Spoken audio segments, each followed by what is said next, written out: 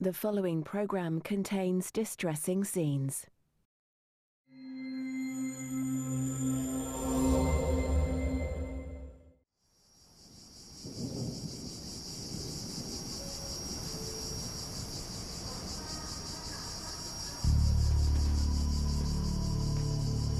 Criminal case 91504, United States versus Zaid al-Safarini. Welcome to the United States District Court. I invite anyone who would like to speak to the court today to do so.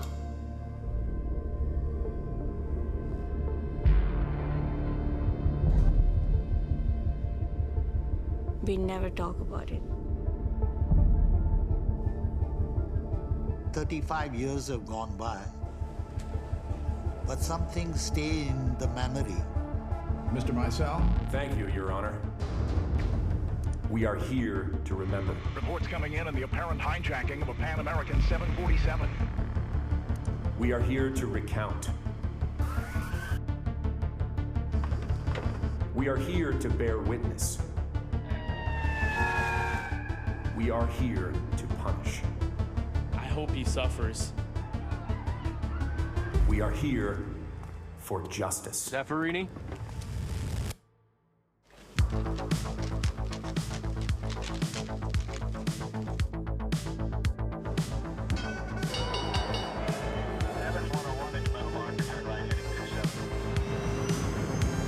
TWA Flight 847 with 39 Americans taken hostage for 17 days. Rome Airport, just days after Christmas. This incredibly dangerous and dramatic situation. Yeah, people are being held here as hostage. Terrorists are not freedom fighters or anything else.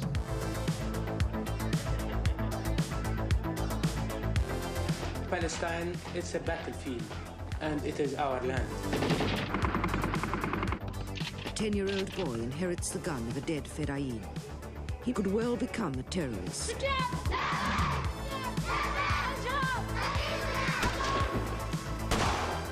As terror spreads across the Middle East, the 80s have surely become the age of the airline attack. I hope nothing happens. I think we'll be fine. And of course, Libya has a finger in most terrorist pies. My fellow Americans, at 7 o'clock this evening, air and naval forces launched a series of strikes against Muammar Gaddafi. The raid on Colonel Gaddafi's headquarters in Tripoli, killing an adopted daughter. This preemptive action will provide him with incentives and reasons to alter his criminal behavior.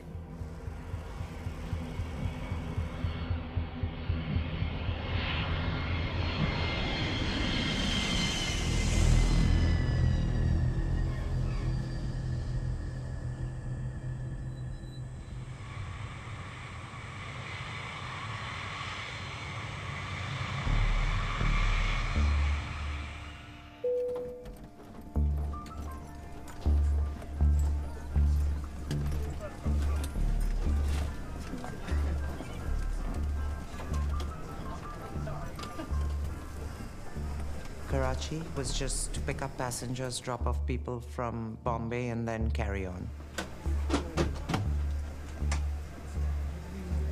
I was desperate to get home.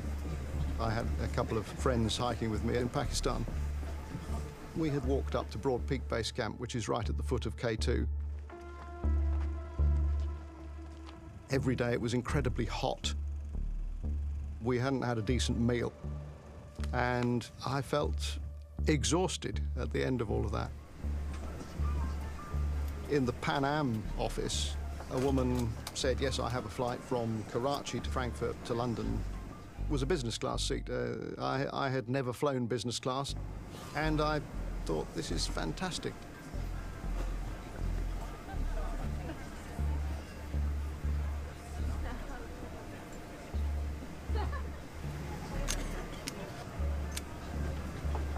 I made my parents buy me a ticket to India and spend my summer vacation there. It was a great summer, but you want to get back home. I was traveling as an unaccompanied minor. I really had to persuade my mom to send me. I'm her only child. I told her it'll be great, I'll be a good boy. The one thing my mom was very keen on is, hey, listen, I want you to come back, so don't lose your passport, Dwidgel, or else.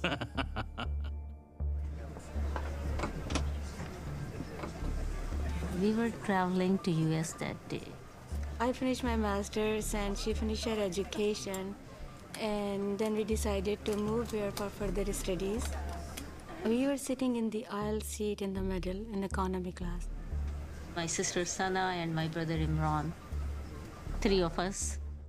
I was 24. I was 24? I was born in 62, so I don't know how old I was. I stopped counting my age.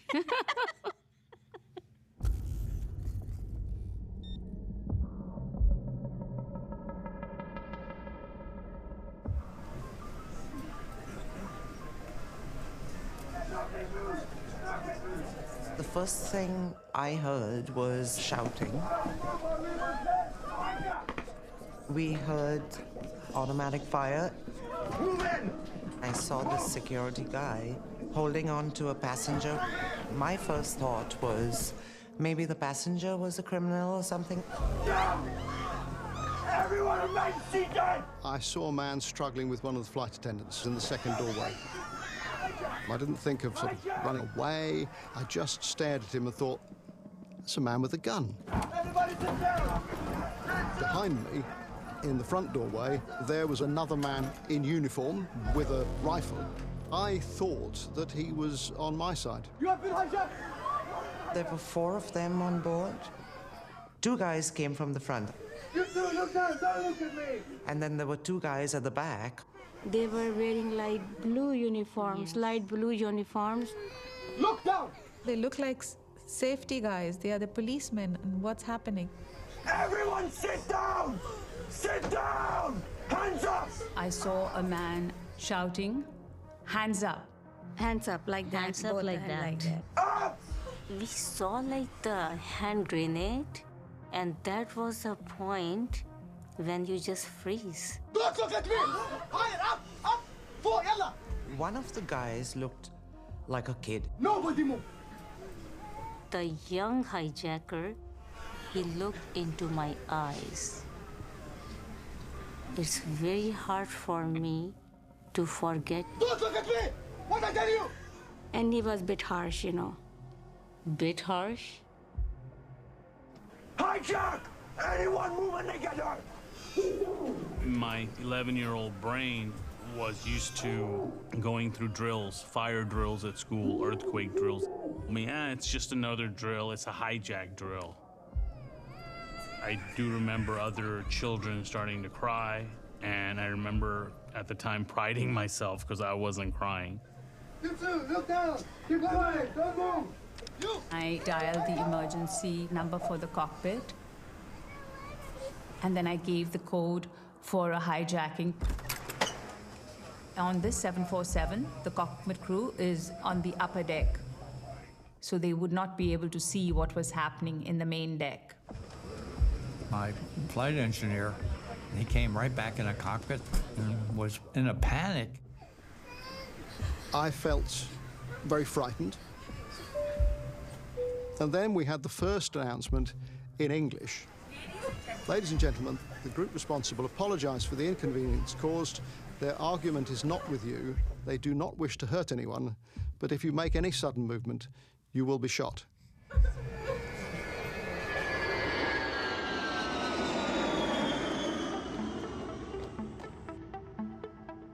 When I saw that the ad for Pan Am said they were hiring flight attendants from Mumbai, India, I was excited. Pan Am was an international carrier. It kind of made history. There were 10,000 applications. They had never done anything like that before. They'd only ever had flight attendants from the US. I was born in Bombay. I always wanted to be a flight attendant. Pan Am was a legend. Anywhere in the world you went, there's 2 names people knew: Coca-Cola and Pan Am. more style, more luxury in the skies. It had the reputation of being one of the best airlines in the world. It's so prestigious, you want to give it your best. Because being Americans, you have to be super slim. You had to look a certain way, you had to dress a certain way, you had to act a certain way. We were a young bunch of enthusiastic, excited young people. I was over the moon. A dream come true.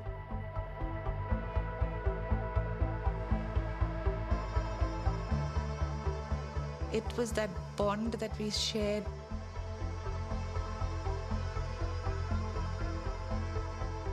It was about 2.5 months. We had started as full-fledged crew.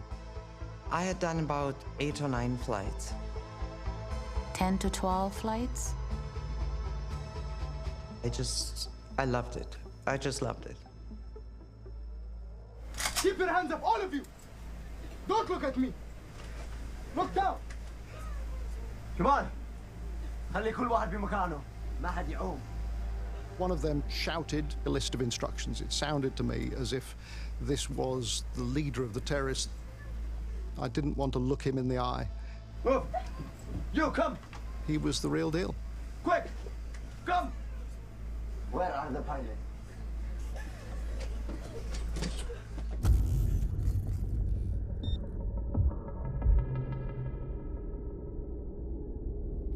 An aircraft on the ground, effectively immobilized, is the best solution to reduce risk of harm to hostages. We knew that we had to do everything we could to make this airplane unusable and to exit and get out of here. Your possibilities for survival are greatly reduced when the plane is airborne. Open the door, open it! Remember to keep the hijacker out of the cockpit if possible. Open the door! Captain, can you hear me? No! No! Key! I do not have a key, sir. Captain! Open the door. I had the key all the time. Open the door. I do not have access. Open the door. I'm asking them to open the Open the door. Captain, can you come to the door, please? This flimsiest door in the world, he just pushed me aside and kicked it in. In security training, crew members have been told to consider the possibilities of escaping.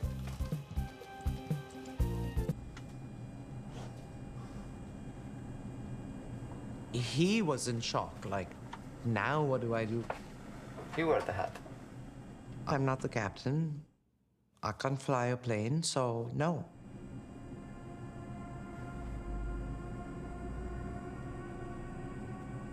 Move.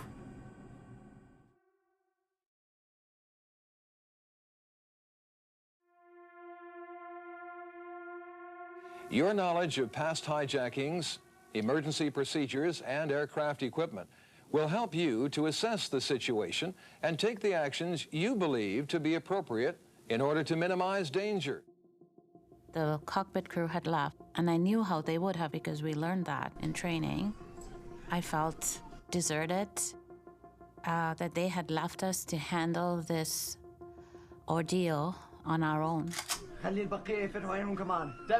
It was hard to leave the cockpit, to leave the flight attendants with these terrorists.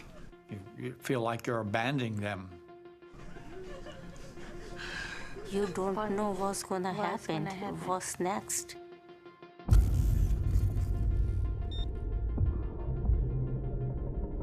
Everybody get up, out of your seat. Move! Up, move! Obviously, it is not possible to plan a specific course of action for every emergency. Each situation is unique, and judgments appropriate to the situation must be made. They wanted the passengers to be collected in one place, sardined together in the center. Walk. Hands up. People were crowding. There was no room to move.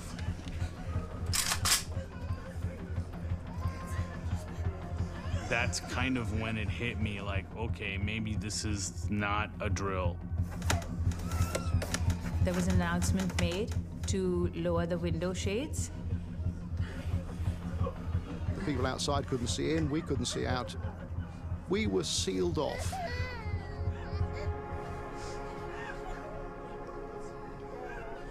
That sort of discomfort with extreme fear, it really gets to you. I just wanted to get up and scream. The gentle, plinky-plonky music that they used to play before they took off was on this endless loop. The entertainer playing again and again and again. It just played all day. Again and again and again and again. Don't look at me!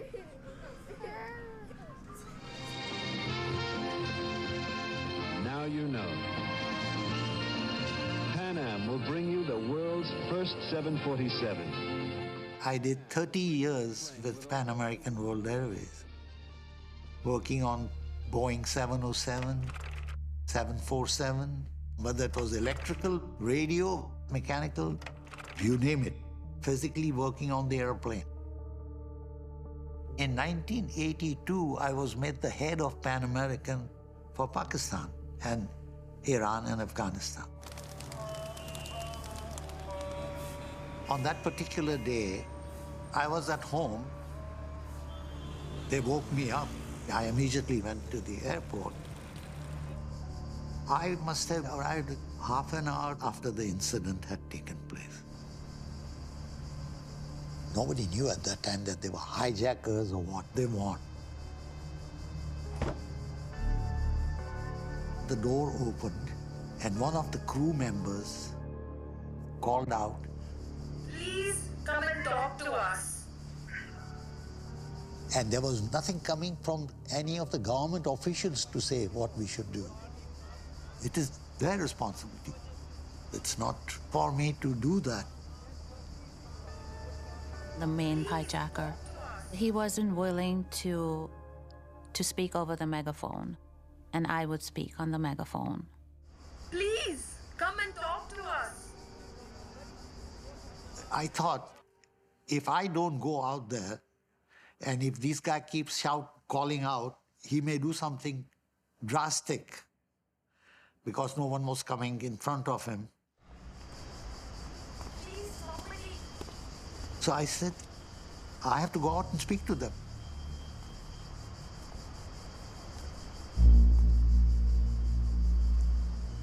They didn't say, don't do it or anything like that. He said, thank you very much, you know.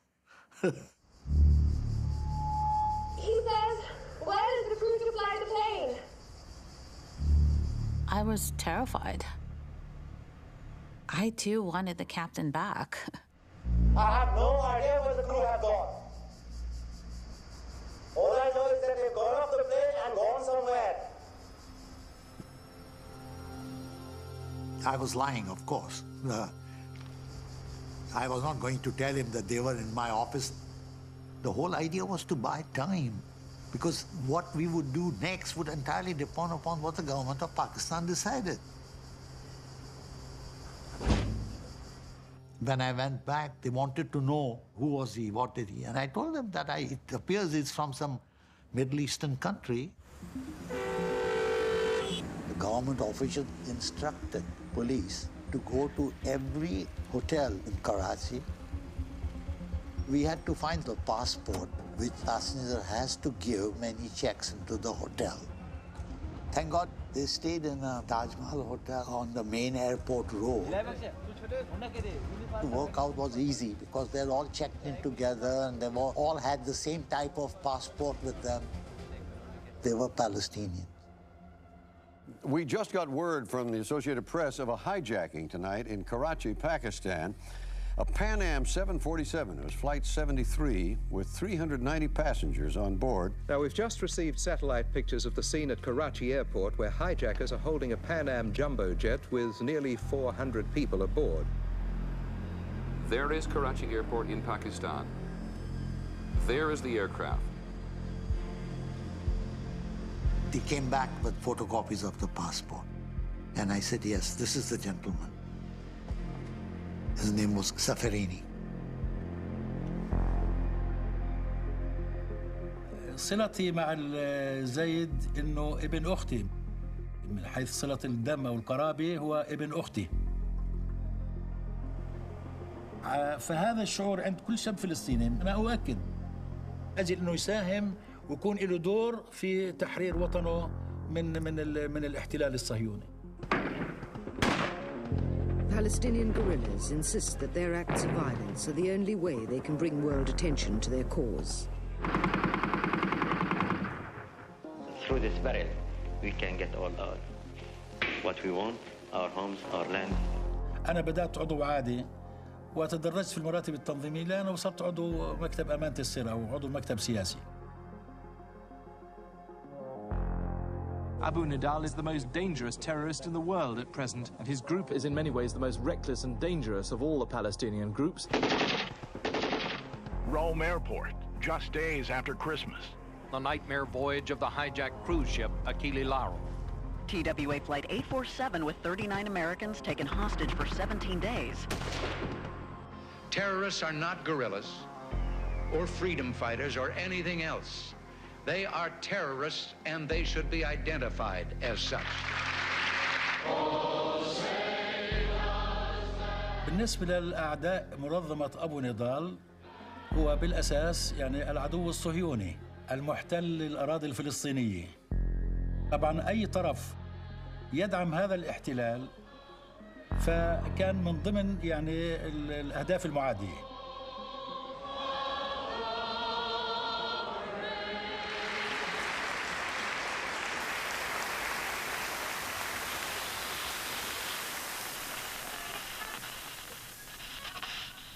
Safarini wanted to find out if they were on the news.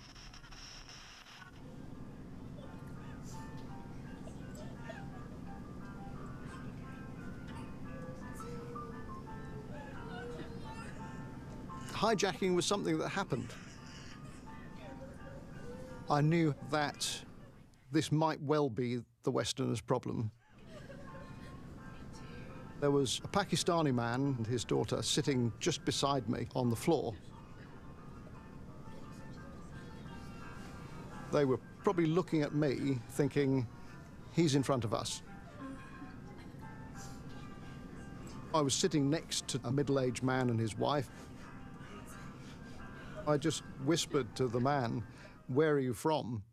And he muttered back, "North America." It's not something that I'm proud of, to think that, you know, I would prefer the Americans to be in front of me, but when it comes down to it, that's what you do.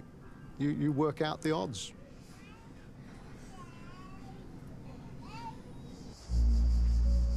On the second time when I went and spoke to him, his demand was better communication. Okay. He was not that good in English. He was asking the girl, what was I saying? And I said, would it be all right if I stand on top of the stair and speak to you?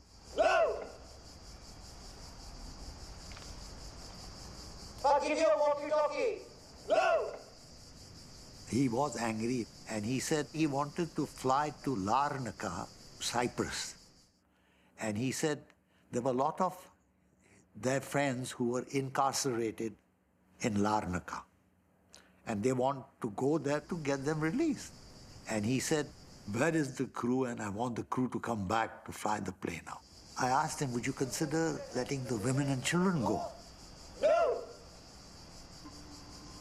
And he closed the door.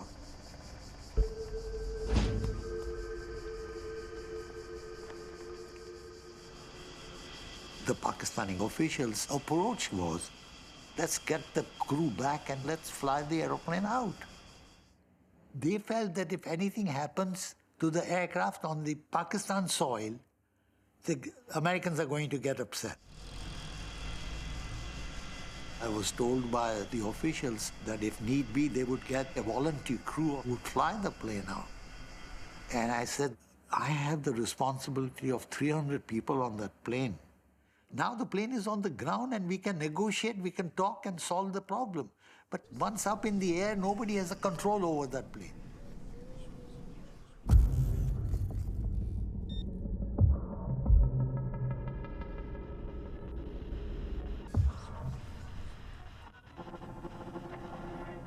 Zaffarini kept trying to see if he was on the news, but there wasn't anything. And the first person in the aisle, he just grabbed and brought up front. Medium height, looks like somebody from India, and they were taking him.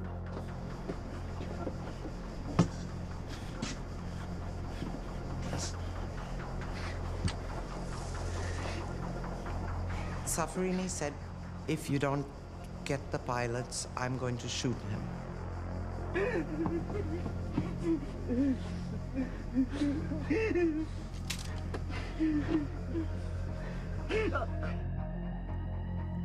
He was so terrified, and he looked to me to support him, to comfort him. I said to him, don't worry, I'm here, nothing's gonna happen. He asked him, why are you crying? Are you a man? He was just, it was sad to see. He did tell me that he was traveling with his elderly grandmother and asked if I would look after her should anything happen to him.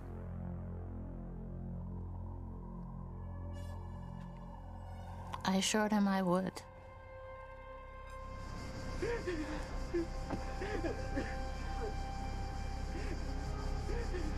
I said, if you shoot him, it'll be very difficult to convince the government of Pakistan to find somebody to fly the plane out. Give me 20 minutes. I'll go back to the officials, talk to them, and then maybe we can sort this out. And he said, okay.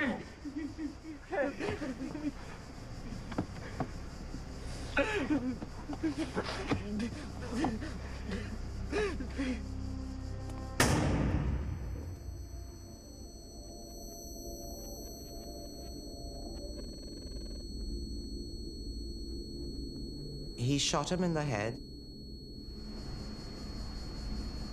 And this young man fell. He slumped at my feet. And then Zaffarini kicked his body out.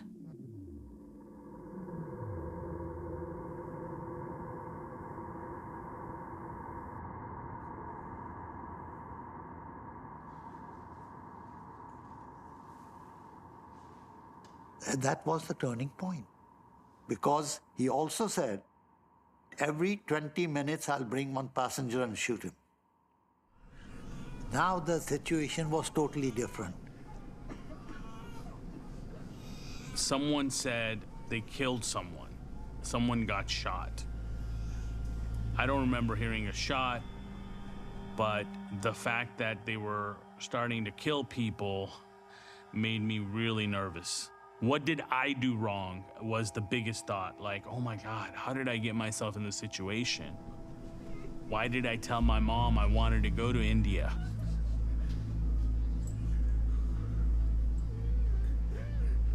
Sitting in that seat, I felt very frightened, and I felt I had to try to get control of myself. Zaffarini was furious. They made me do it. They made me do it. I did not want to do it. They made me do it. He was talking about the Americans and the Israelis.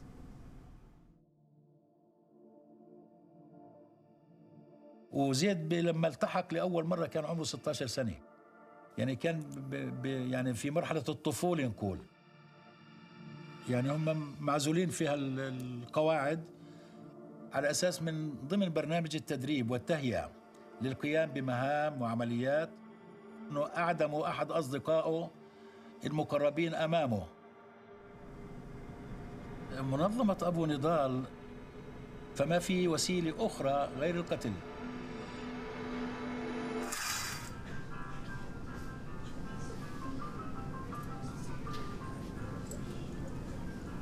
Safarini told me to collect passports. He wanted white Americans or Israeli.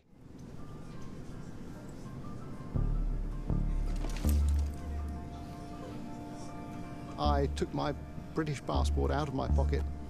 I thought that this was a Pan Am plane and it would be full of Americans.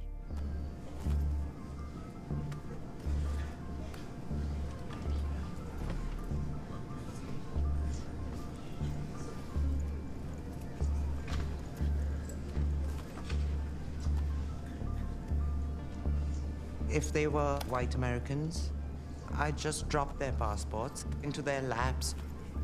I managed to drop quite a few that way. I heard Sunshine, come up front, come back, come back.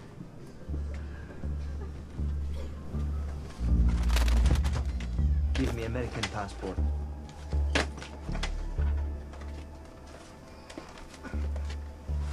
I wanted to try and hide the passports. I knew there was a risk. I knew the way he was standing, he could turn at the wrong moment and see me, but I was trying to keep the passengers from being killed. And I hid them under the seat.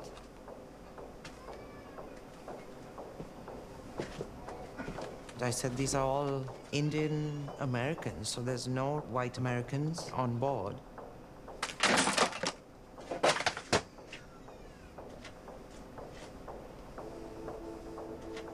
He said, who are these white people on the plane? We explained to him that they were different nationalities. You know, some were British, some Italian, there were Canadians. His frustration was building up because they've come into an aircraft which doesn't have American crew, doesn't have enough American passengers. The cockpit crew who were there left. He didn't know what to do now. There's no Americans. Now what?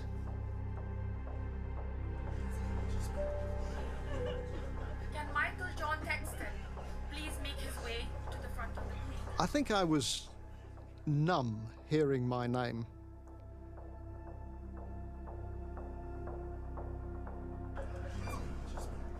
I was trying to convince myself that there was some innocent explanation and maybe they were going to let me off the plane.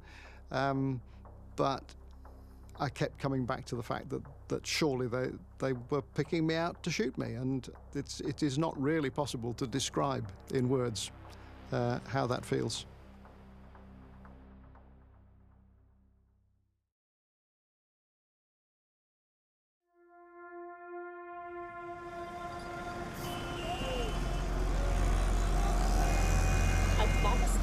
Airport पर hijack होने वाले तैयारी की जाने जहां कशमकश अभी तक जारी है।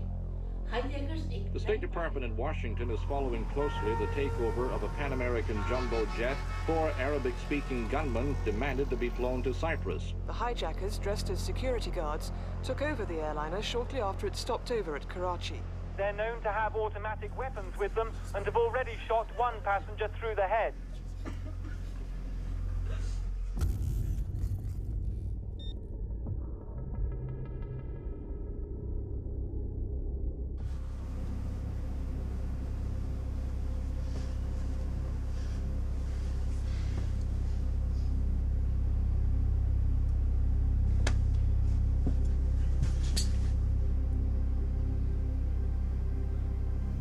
I felt absolutely desperate.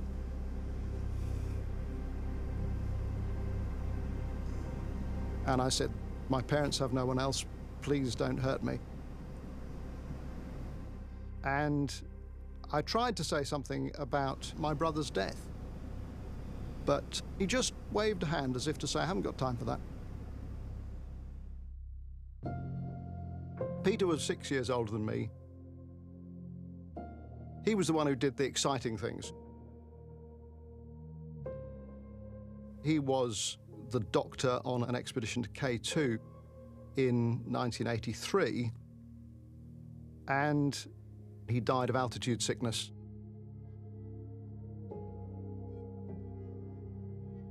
In 1986, I'd taken the summer off to go on a mountaineering expedition to the Karakoram Himalaya. I wanted to see where he died and say goodbye.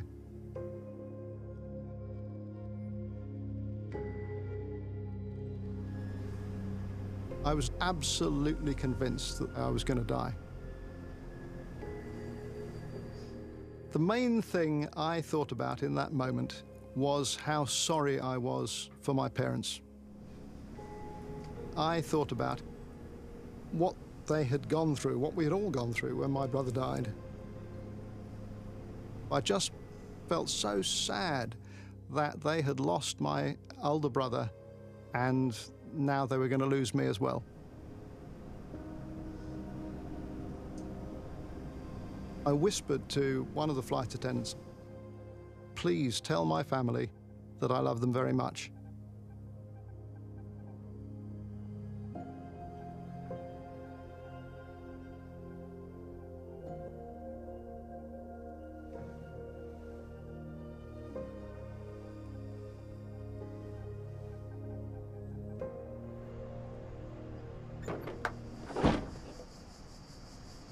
He got me to open the door.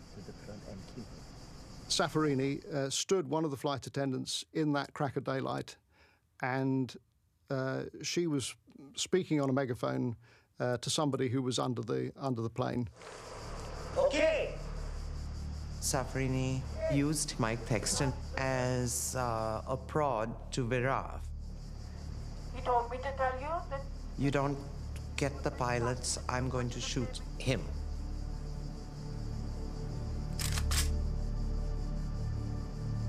I thought that Safarini would shoot me, and I'm just waiting for that to happen. At that point, I think I made one of the toughest decisions of my life. I had no choice. There is a staff member of mine on the airplane. I told him about one of my staff, Meherji Kharas, aircraft maintenance man, trapped inside when the hijackers took the plane, who will work the cockpit radio communication. At least now he will be appeased with better communication, which he wanted. And he would calm down and not shoot anybody else. Oh.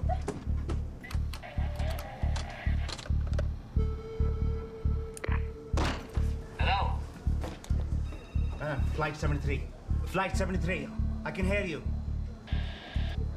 The way it was set up was they would call the operations office of Pan Am. Pan Am Flight 73. Safarini was not fluent in English. He wanted to speak with somebody in Arabic. So eventually somebody said that, okay, we found a gentleman who used to work for Saudi Arabian Airlines in their catering services.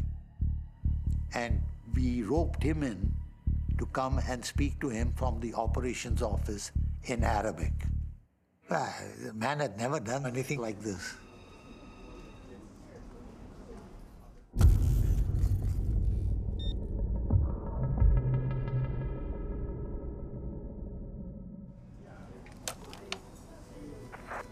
إذا الكابتن ما طلع هلا راح أفجر الطيارة. أنت راح تكون المسؤول.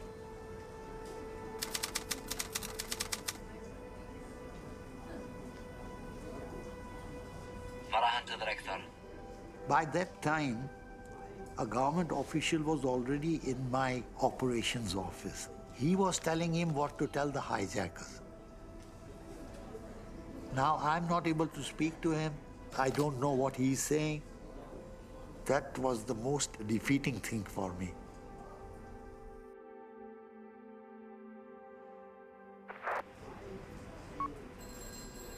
نروح بالطيارة إلى لارنكا في قبرص لكي نحرر أصدقائنا من السجن. لمن القبطان الطيارة يحذر سوف أحرر الأطفال والنساء. إذا حاولت تسوي أي شيء راح أقتل كل الركاب، الكبار والنسوان والصغار. عندي سلطات الطيران المدني هم المسؤولين عن المطارات. يقولون ويؤكدون لك. At that point, of course, we still didn't know exactly who these Palestinian people were, because no group had come forward to claim responsibility. They've started the killing very early on. It must mean that they are one of the professional Middle East gangs. Possibly the Abu Nidal gang. Pan Am 73 in September of 1986, it's not a one-off event. Of course, Libya has a finger in most terrorist pies in one way or another. Reagan and Gaddafi had been confronting each other, like hornets in a bottle. Gaddafi wanted to be the leader of the radical world against the West. This mad dog of the Middle East has a... Reagan purposely tried to compare Gaddafi to a dog, which in Arab culture is one of the biggest insults you can make to a man. The game kept getting raised up, and up. At Vienna airport, 3 men threw 4 hand grenades, opened up with Kalashnikov submachine guns. Libya was behind the attack at the Rome and Vienna airports. Libya was targeting U.S. service people. The wreckage of a nightclub in Berlin, gathering place for young American soldiers. It was proven that Libya was behind the LaBelle Disco bombing in West Berlin in '86. President Reagan decided he had to make a statement and kill Gaddafi. My fellow Americans, at 7 o'clock this evening, air and naval forces launched a series of strikes against Muammar Gaddafi. By golly, we were going to show the mad dog of the Middle East, America's back. But the raid on Tripoli was a failure. And if you're going to go after the king, you better kill him. Gaddafi realized that this was personal. It was time for payback. But it was a lot easier to contract out the terror. قذافي لرجل كأبو نضال ليعينه في هذا الصراع أو ليخدم مصلحته في هذا الصراع. By having one step removed, there's fewer fingerprints, less DNA. على صعيد الدعم وفر لأبو نضال كل أشكال الدعم. يعني ابتداء من فتح معسكرات تدريب، افتتاح قواعد، نقل يعني معظم الكادر والأعضاء وعائلاتهم إلى الساحة الليبية. I'll give him X million dollars, and Abu Nidal, who himself never went on these missions, but he would recruit young believers to carry it out. Pan Am was the flagship U.S. carrier. 5 months after the raid on Gaddafi, the attack on Pan Am 73 occurred in Karachi, Pakistan.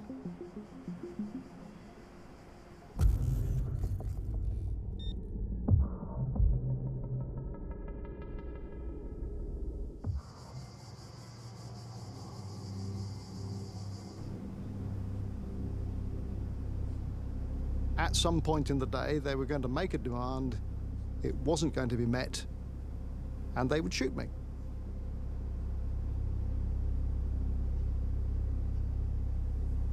I had this really strong thought that you shouldn't let the sun go down on your anger. And I would offer to shake Safarini's hand if he came down and he said he was going to shoot me. I knew how a British gentleman was supposed to behave in this sort of extremity. It was probably nonsense, but I found it comforting in that moment. It's very important to make sure that the hijackers are calm and they have trust in you. I believe that we have established that kind of rapport. The situation remains the same. They are wanting the American crew to come and take them away. The official of the government who was sitting in the Pan Am office, he was getting instructions from government of Pakistan. My fear was, how long will we just communicate with them without knowing what is the next thing we want to do?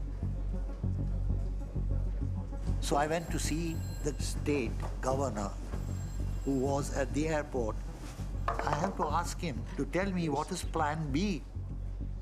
I was told, I'm sorry, you can't speak to the governor just now. He's having his lunch. Without thinking, I just said, 300 people's lives are at stake and he's having his lunch? Right in the tail of the aeroplane is the aircraft power unit.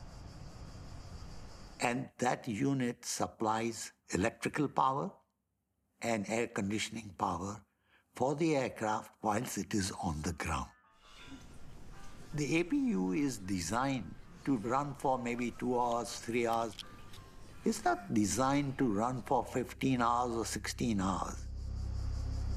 If the APU fails, the airplane will just heat up quickly and it will be stiflingly hot inside with people unable to breathe. And there'll be no radio contact, no communication, no nothing. I spoke with a government official. I said, we need to have a ground power unit connected just in case the aircraft power unit shuts down. And he said, I don't want any piece of equipment or vehicle near the plane.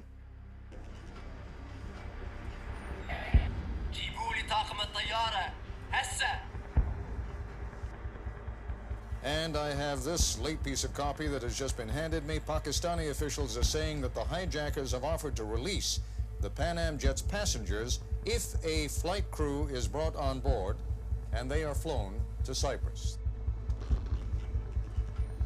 انه ما كانش في عنده نيه انه الهبوط في قبرص في مطار لارنكا. زيد استعملها حيله او في محاوله اقناع المفاوض الباكستاني انه يقنعهم بانه يعني يجي كابتن اخر او طاقم اخر لقياده الطائره. They communicated to him. Pan Am had arranged for a volunteer crew which was on its way from Germany, but it would take time.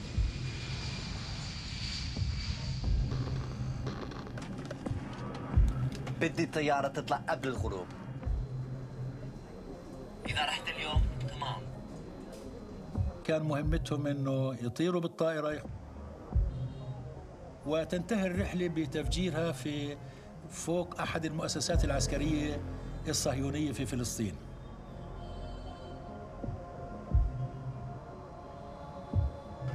أول ما أوصل لارنكا خلص الأمور تكون تمام. هذا ما عرفته بعد ذلك، أما هذه التفاصيل لم أطلع عليها حين توجه زيد لأداء هذه المهمة.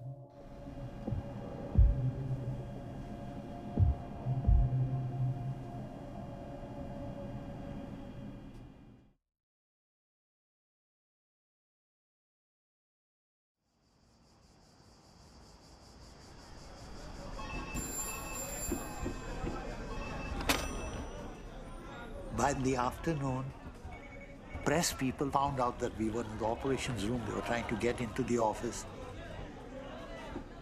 Phone lines were inundated non-stop with people. They had loved ones on the plane.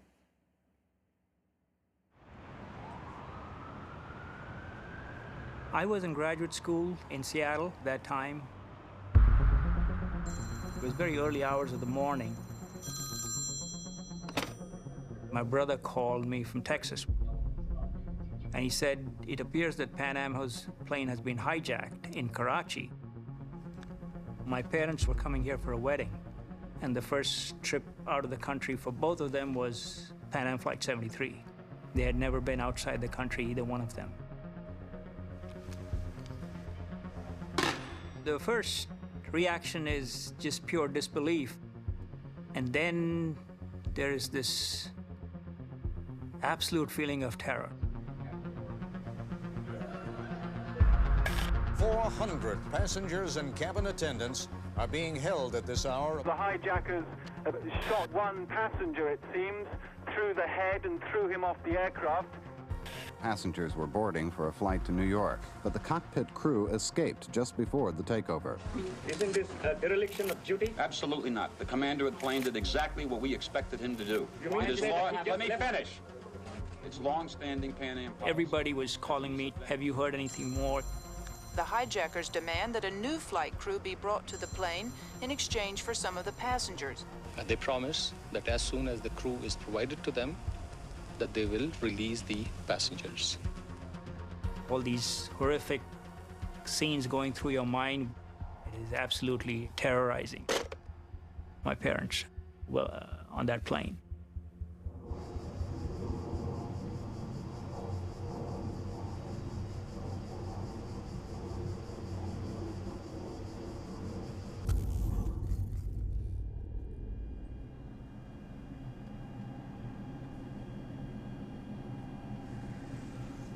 After many hours. I think 7-8 hours they were easing off, you know. They calmed down.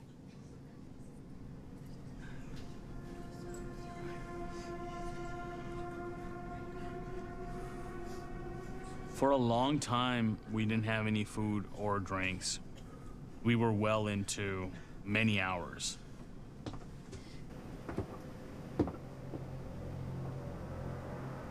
Do you want a drink? Beer? Whiskey? A glass of water would be nice. Get him a drink.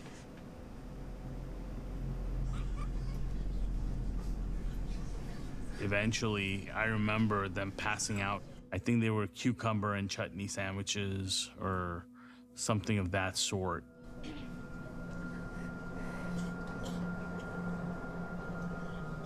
It got monotonous.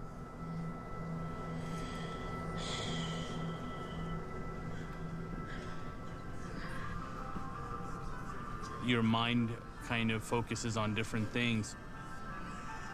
Like, wow, why do they keep playing this song? There has to be another song. I kind of shut down a little bit.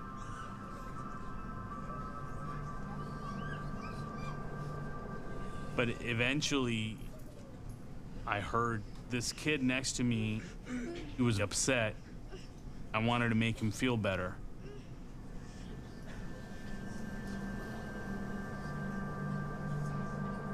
And playing with him made me feel better.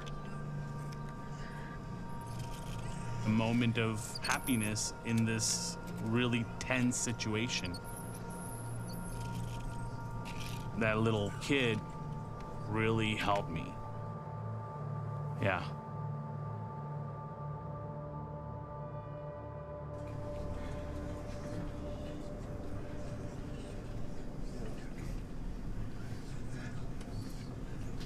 I was very scared. Deep inside, but you know, I was trying to look calm and trying to do her elder sister's duty.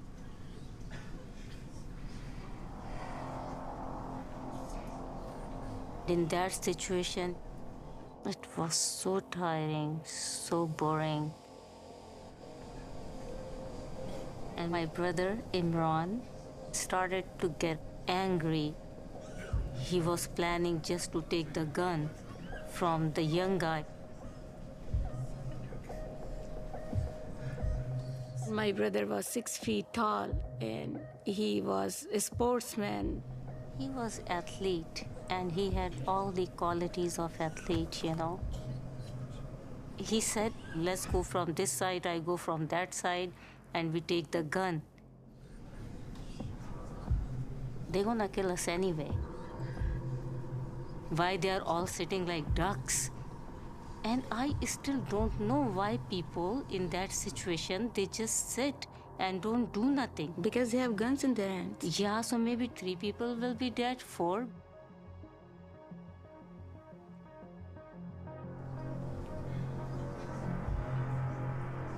I was scared to lose him, you know. I did not want my little brother dead.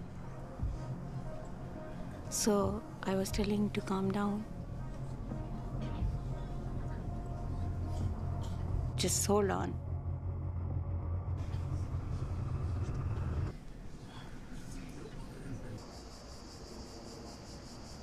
There was one point where Safarini sat down opposite me.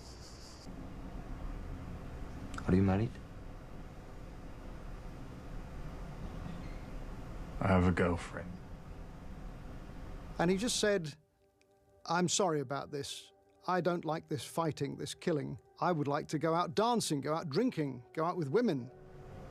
But the Americans and Israelis have stolen my country, and without my country, these things are no good.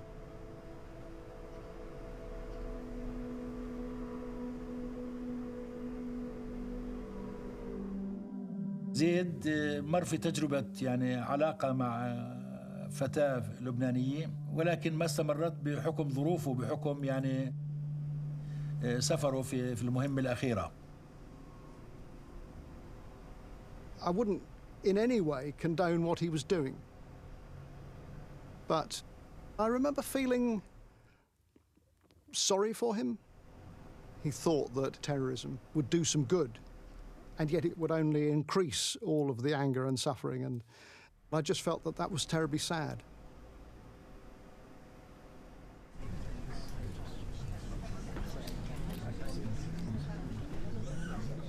But as time went on, somehow I was beginning to have some hope that it would all resolve itself peacefully.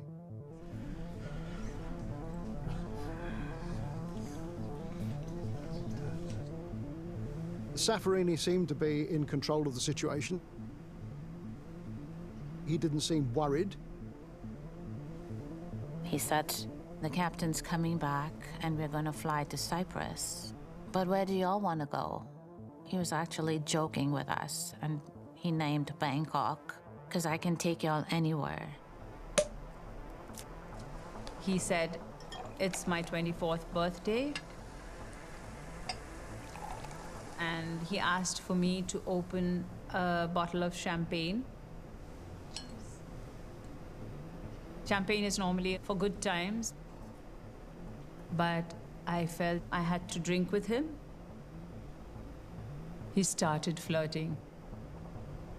He asked me if I would go to the disco with him if he came to Mumbai.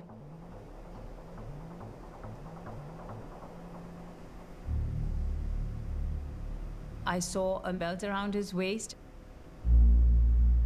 I asked what that was, and he said, "This has been given to me by my mother to prevent pain."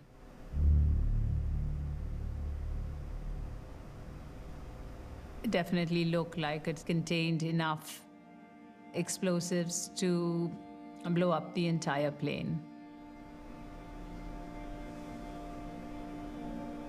That was the most stressful drink of my life.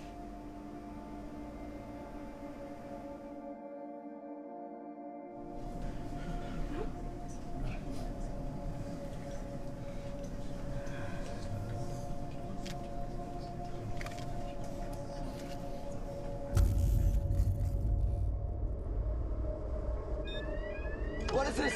It's okay. Suddenly, there was a loud, jarring sound. Go! I told him, it's okay. It's just someone in the toilet smoking.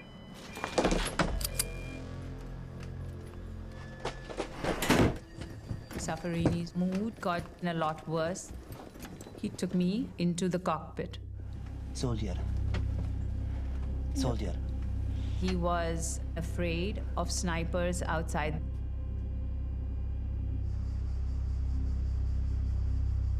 Good morning. Pan American Flight 73, hijacked about 12 hours ago by 4 gunmen, is still on the ground at Karachi Airport. Now back to the hijack, and Pan Am in London has issued a telephone number for anyone concerned about passengers on the Karachi jet.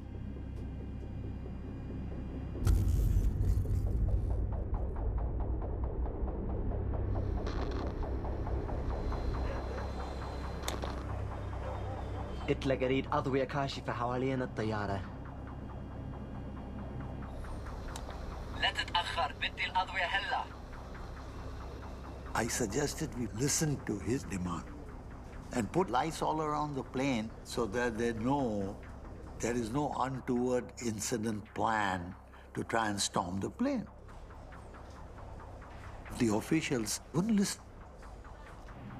سلطات المطار تحاول بالتشغيل العضوية. At this point, I think he believed that perhaps the negotiators are stalling. يجب أن نراجع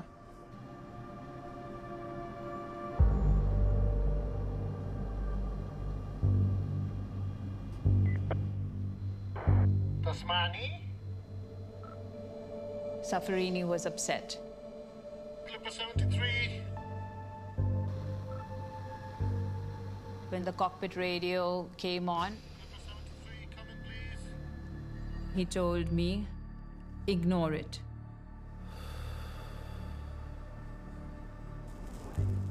Clipper 73, come in, please. At that point, I knew Come in, please. that time was running out.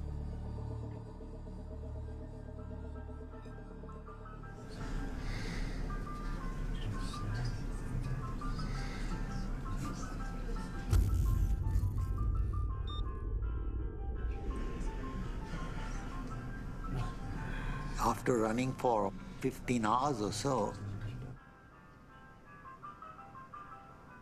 that power unit finally shut down.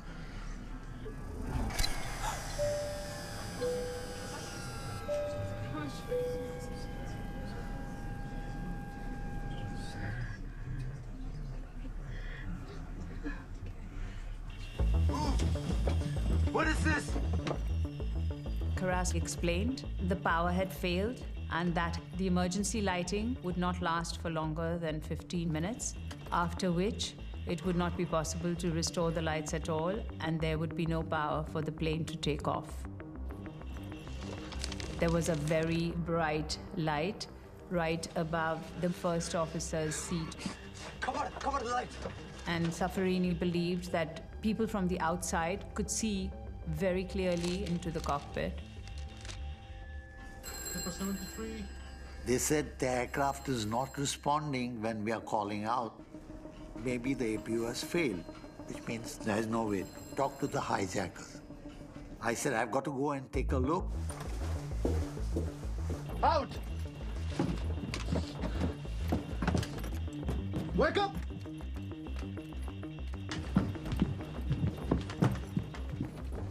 Move! The music had stopped, the hiss of the air conditioning had stopped, and the lights were definitely dimmer, and it was getting hotter. Hey! Yalla, Nudi! Up! Jamal shook me awake, kept pushing me. Go! Sit down! And everyone be quiet! Get up. Get back. Safarini saw me right in front and he told me to go behind. So I climbed over two people and he made me go further behind. I said, "Is this okay?" And he says, "Yes, sit." I saw a window seat this time, and I thought, I'm back with the others. I stand the same chance as anybody. This is unbelievable. I sat down on the floor with Karas seated in front of me. It became challenging to even take a nice, fresh breath of air, and I just wanted to get out of there. I remember the lights flickering, and then all of a sudden, they shut off.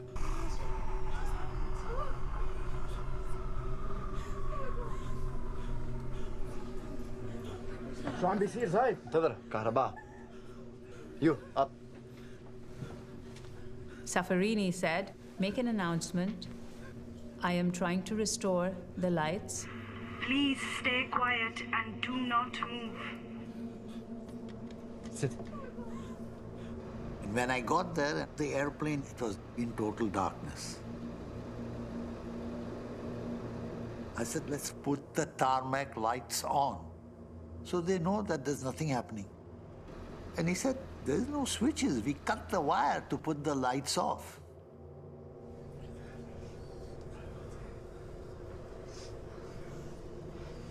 An older lady leaned forward to me and very quietly said, "They're going to kill us now, aren't they?" I patted her arm and I said, No, it's going to be all right."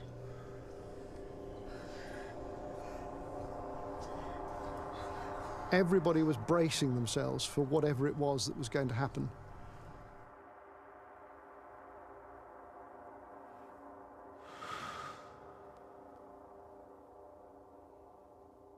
and I got as low in the seat as I could get. I prayed. I prayed continuously.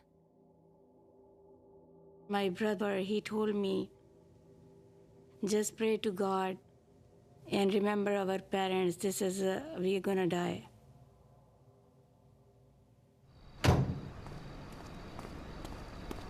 I needed to convince Safarini that we are doing everything possible to get the power on again. قلت لهم كلهم تمام باذن الله باذن الله اخواني جاهزين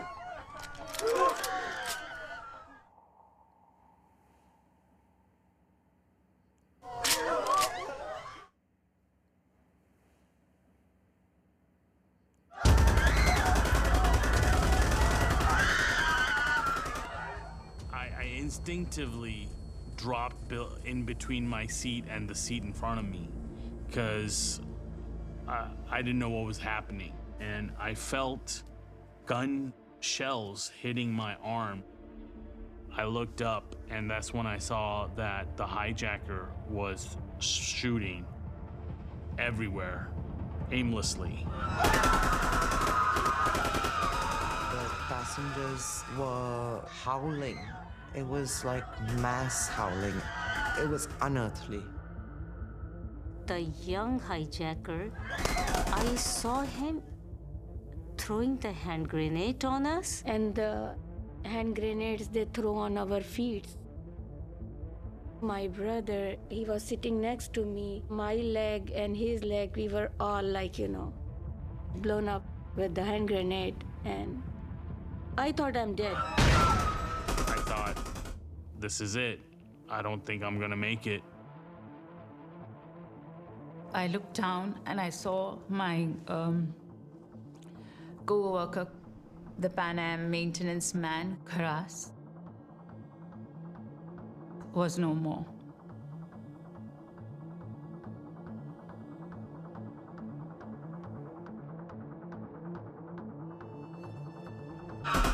Someone started climbing over me, get into the aisle. So I reached for the little boy who I was playing with. As I reached out for him, I just saw him laying there like he was sleeping. I just blocked it out of my mind, and I just kept going. I feel guilty. Like, why did I live and he didn't?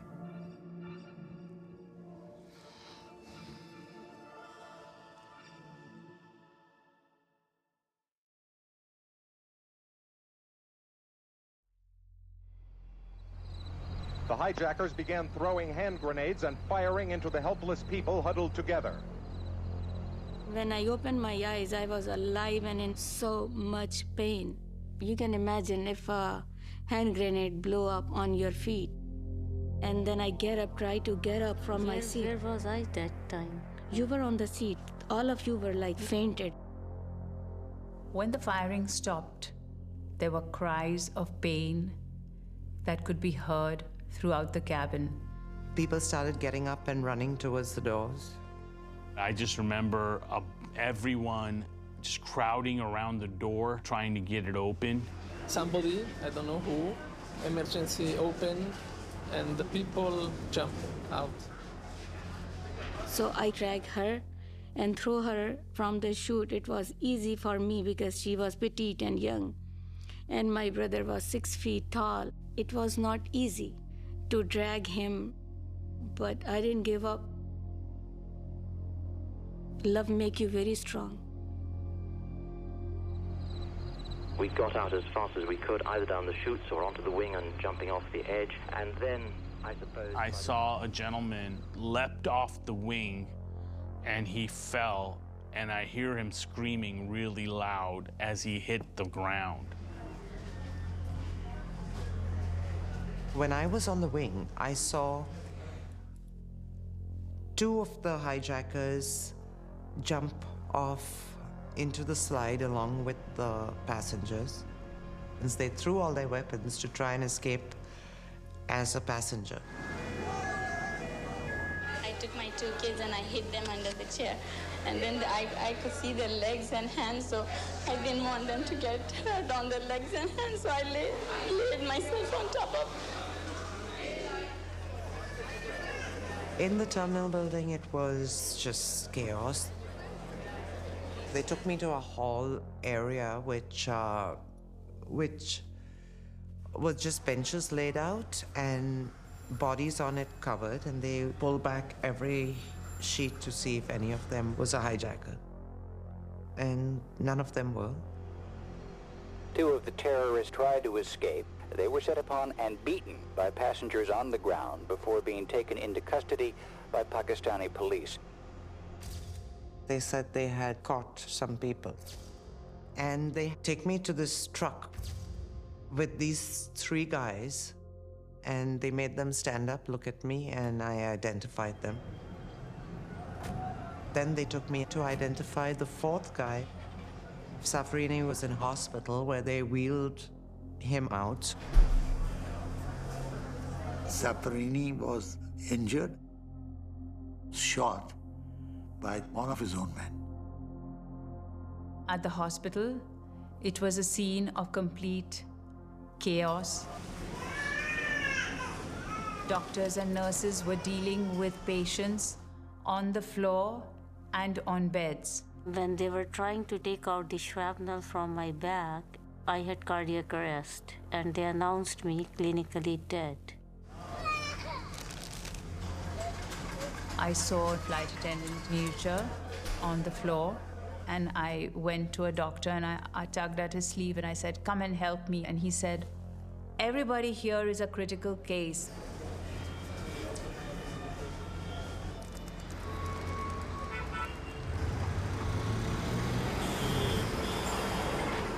I kept calling Karachi to get more information. Eventually, I got a call that said that your parents are safe. After I got the news, it was this tremendous relief.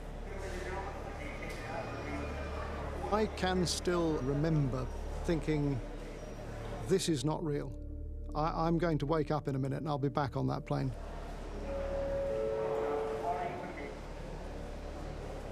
It's one of the biggest medical evacuations Pakistan has ever seen. Many still speechless in shock. Also on the Bombay flight, the remains of one of the dead, an Indian hostess called Nirja, her chipboard coffin shuddering up the conveyor belt into the hold. She was trying to help two children to get out while the shooting was taking place. She was trying to get them out through the door, and in the process, she got shot.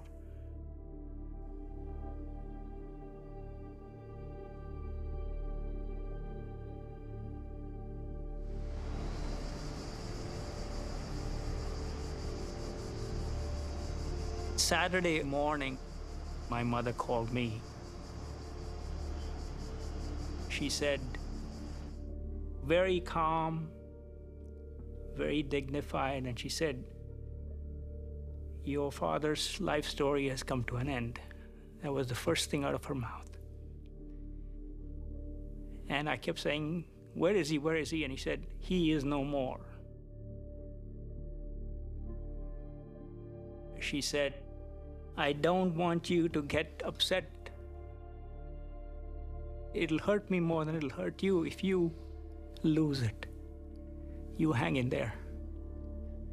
And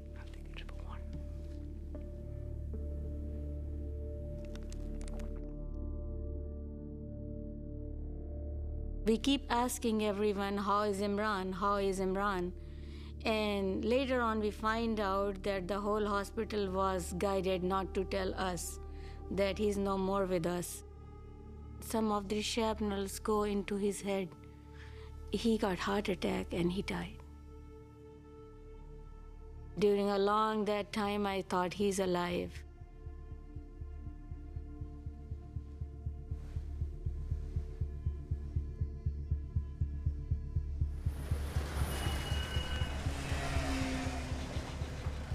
We went to the Sheraton where they had a copy of the local paper The headline was something like, "Daring Commando Raid Frees Hijack Passengers." Army commandos approached the aircraft. The hijackers apparently saw them and began shooting, and the commandos stormed the plane. After hearing gunfire and explosions, Pakistani commandos stormed the stricken plane, firing their weapons. There were no commandos there to save us. No, there were no security forces around the airplane. I looked when I came out. I specifically looked under the airplane and on the sides. There was no Pakistani action that I know of. They didn't. That's all the fallacy. No commandos came on. They do say that a lie goes round the world before the truth has got its trousers on. It turns out that Pakistani commandos were actually storming the plane at the same time the panicked passengers were rushing through the emergency doors.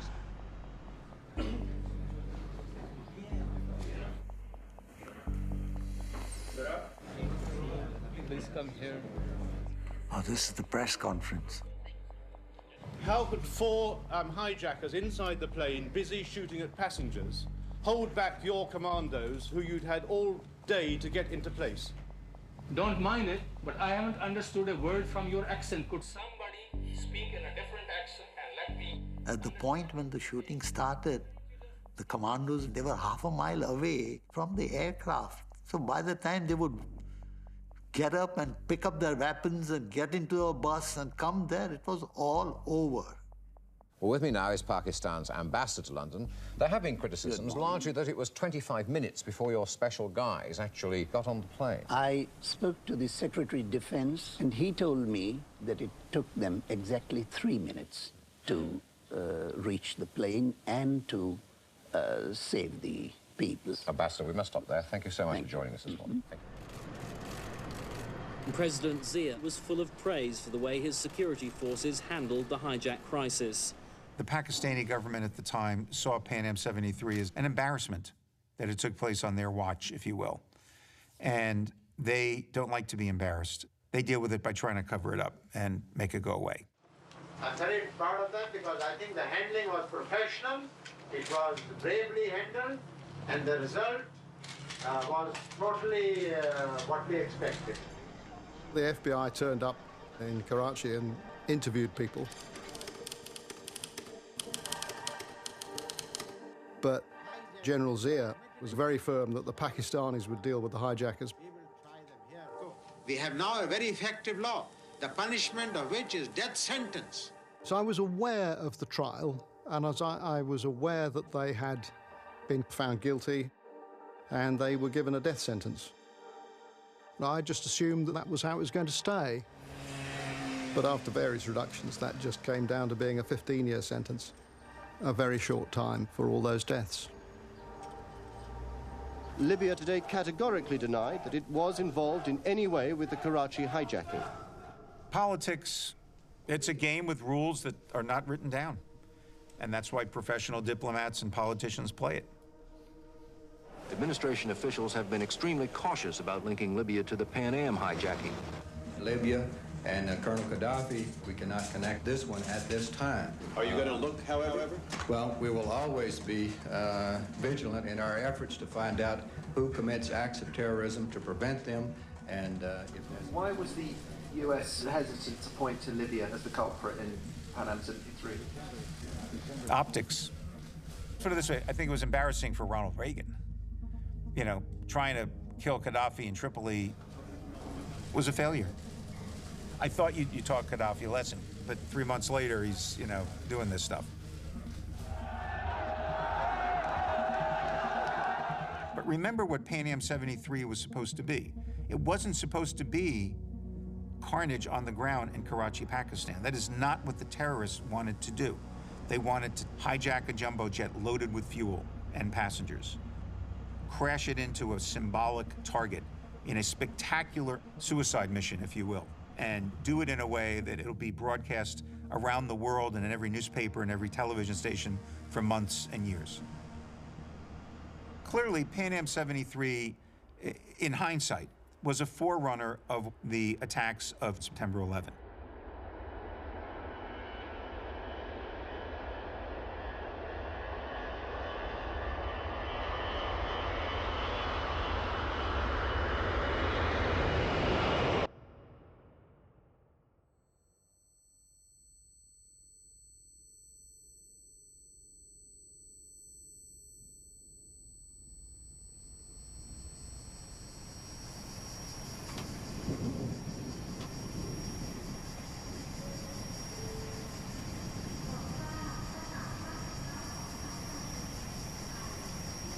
We've arrested a known terrorist, Zaid Hassan Safarini. He's not affiliated with Al-Qaeda, yet he's an example of the wider war on terrorism and what we intend to do. Safarini? We got him, and today the United States of America will charge him with murder.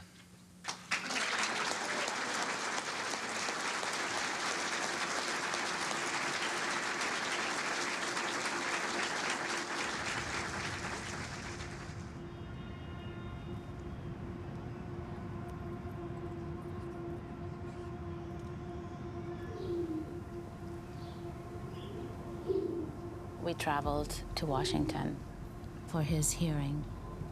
They were calling upon all survivors, witnesses, family members, crew, to testify in court. I thought, I have to see what happens to him. He was the man that was going to shoot me. I didn't want to go. I didn't want to see his face. I wanted him to be dead.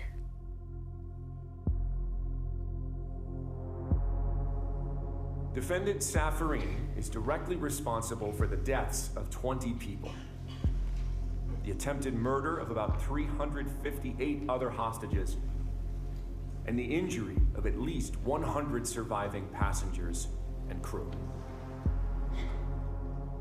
It was a shock to see Safarini in shackles, surrounded by marshals.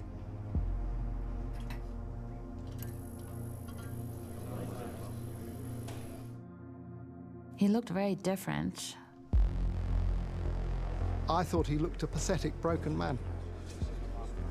I do remember calling him a murderer and how he cost the lives of many people and how he just didn't hurt them, he hurt their loved ones and their family. He spoke with a dead voice, like, I am sorry for what happened, blah, blah, like, no remorse at all.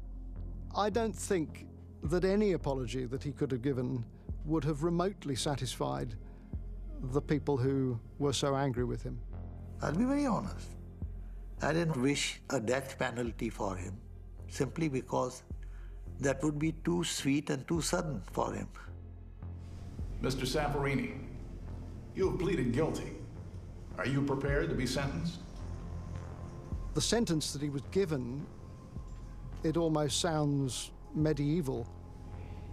The total agreed upon sentence is 160 years in prison.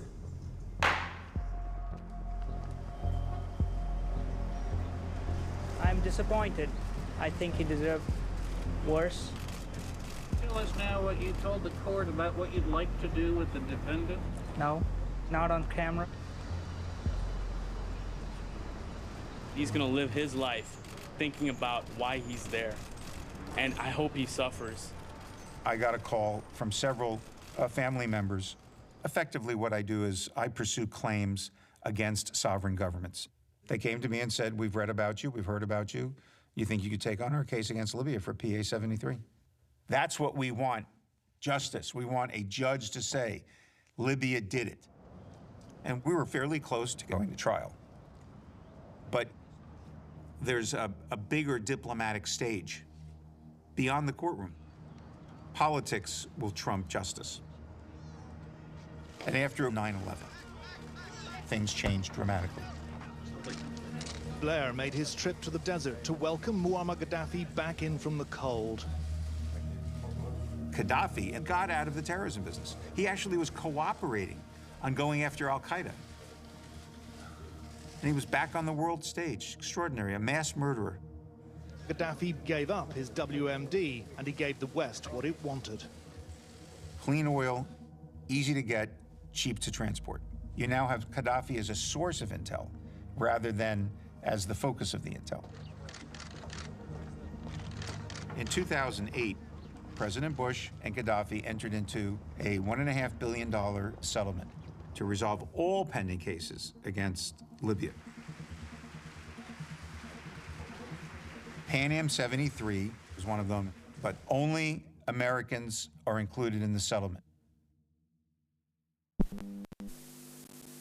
How about food and something to drink? Passengers must have been asking plenty of questions. From the beginning, there was no panic.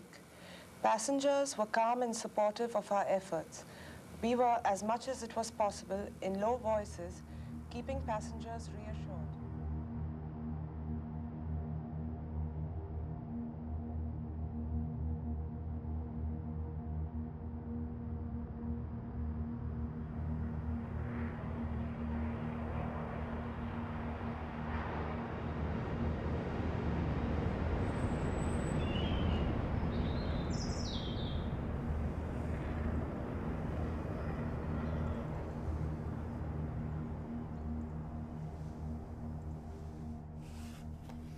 They had an award ceremony where the hijack crew got a pen.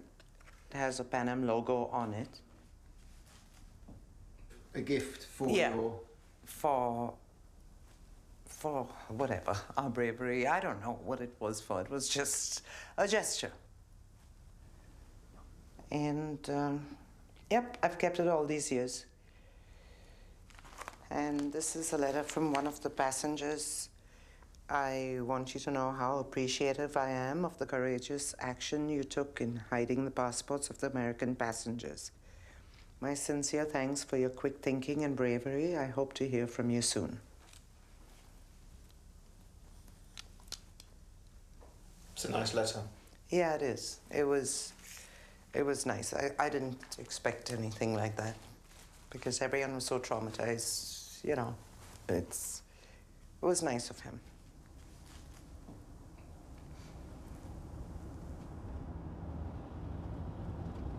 I'd get flashbacks of what happened, and I think a lot of it was guilt. And I think that was the most difficult thing to carry on with. Not because I survived, but because I couldn't do more.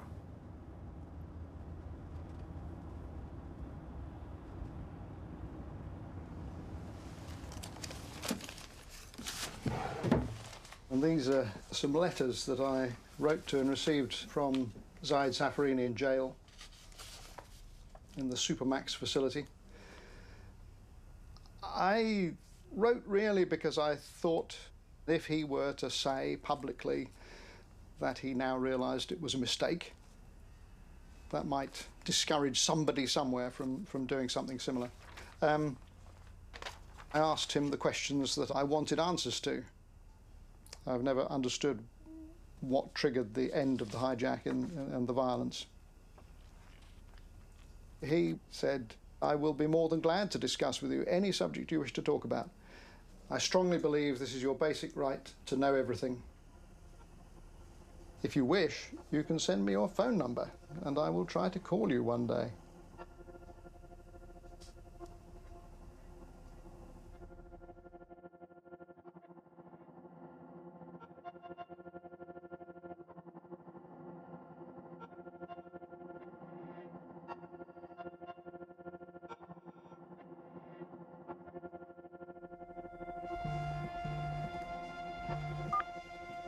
This call is from a federal prison.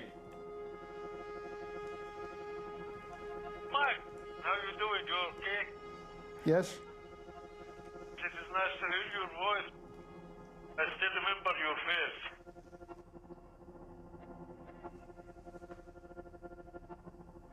I remember everything. I cannot forget that, dear.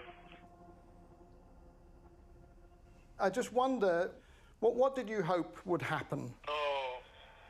Do you remember? I want to escape from the life I was living at that time. I have a problem with the organization, and I know they are going to hang me sooner or later, like they did to my friend.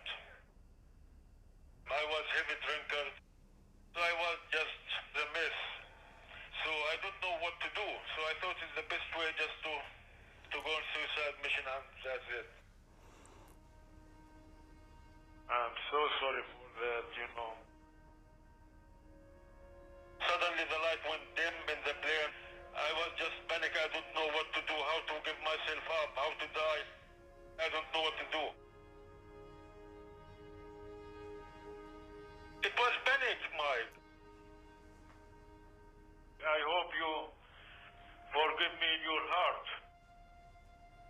I was expecting that you would shoot me. And you didn't, you know, you put me back with the others. You mentioned to me that I think your brother died, is killed or something like this. My brother had died in the mountains, yes. I say, okay, man, just sit aside, you know. It touched my heart, actually. Wow. This call is from a federal prison. They're calling me, they want to do count. I am so glad I heard your voice. Thank you, Zaid. Goodbye. Bye-bye.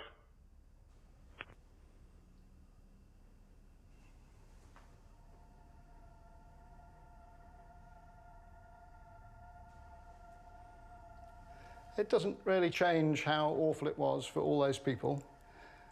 It just makes me feel that my brother saved my life.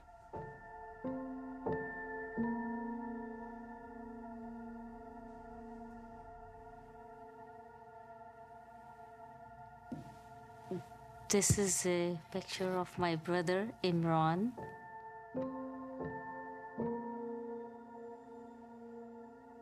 I named my son after my brother, and he has all the qualities of my brother. He's very brave. Oh my God, it's something else. Sometimes it feels like he has his soul. He's very bold. He's very kind, compassionate, and actually, he's the reason I am alive.